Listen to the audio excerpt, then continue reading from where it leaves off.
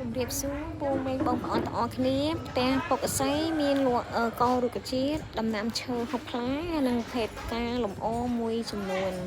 ហើយក្នុងរុក្ខជាតិនោះមានប្រភេទផ្កាអូគីដេដែលជាពូជបង្កាត់ដែលនាងខ្ញុំបានដាំហើយនឹងអភិរក្សមួយចំនួនផងដែរហើយ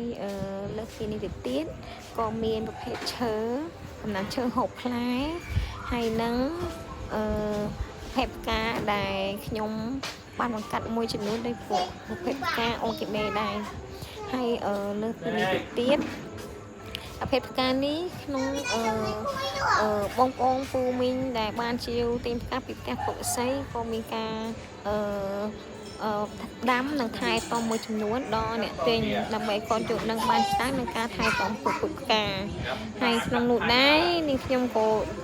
មានការចូលរួមដាំកេសូកូពូជព្រៃមួយចំនួនដែរដើម្បីទុកអភិរក្សហើយនឹងដាំនិងចែកចាយដល់ប្រជាកសិករឲ្យយល់ដឹងបានចាស់អ្នកទៅនឹងព្រៃដែលកំពុង